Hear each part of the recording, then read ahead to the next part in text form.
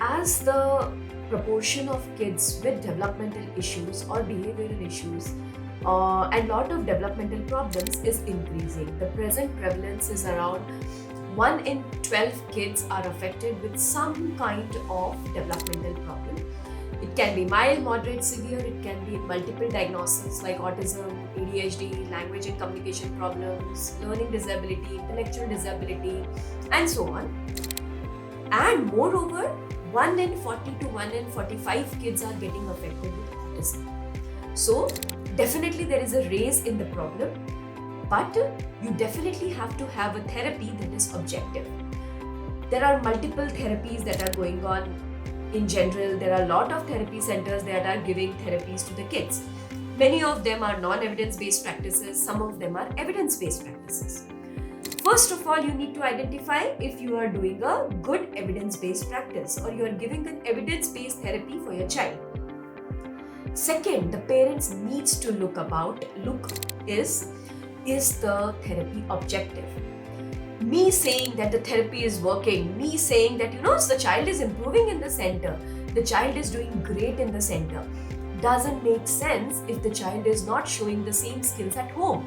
If the child is not showing the same skills and in the school, yes, you definitely have to put efforts. The parents needs to do the therapies or follow the home plans at home. But after doing that, if the child is not improving or is not showing changes in the school, in the surroundings, at home, that means the therapy is not objective. It is very subjective. Child is improving for me, child is not improving for you. That means the therapy is not correct, or the therapy is somewhere the therapy is lacking. That's why the therapies have to be objective. How do you think the therapies can be objective? First, there has to be a data that is collected from the therapy. Every session, every day, every time you are going for the session, there has to be a data that is collected by the therapist so that you can track the progress. How do you consider that anything is scientific? You collect data, you plot it, and you see if the graph is going up or graph is going down. The same way it should be with the therapy.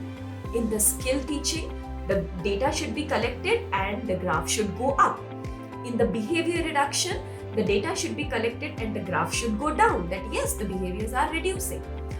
If the therapist is not collecting data in the session, if you are not getting a data-based improvement in the child, it's not an objective therapy. Second, if the therapy or the therapist is saying that, it might take years or 2 years for the child to gain some development, it might take 10 months to develop an eye contact, that means there is no goal-driven approach. If the therapist is not saying that what are we trying to achieve in this 3 months, what are we trying to achieve in this 6 months, if the therapist is not able to tell you that, again, it's not a goal-directed approach. So, to make a therapy objective, there has to be a goal-directed approach, there has to be a timeline. If not, what we are supposed to do? If this timeline is not followed, what is the next step? Are all kids following the timeline, or there are percentage of kids that don't follow the timeline? All this clarity should be there. And thirdly, there has to be a data collection in every session so that you can track the progress of the child, you can understand if the child is progressing or not, and you can definitely take a call if the child is not progressing. So, parents, please focus on therapies to be more objective.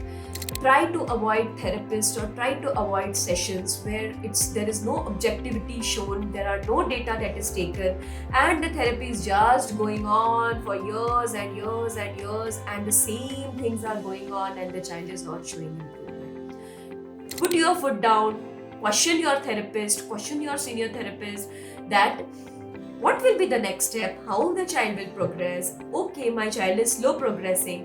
Still, what will be the next steps which will happen? Do I need to do any tests to understand if my child is slow progressing or not? Do I need to understand more, add on more therapies to make my child better? All these questions should come from your end for the therapist so that the therapist needs to answer these questions to you.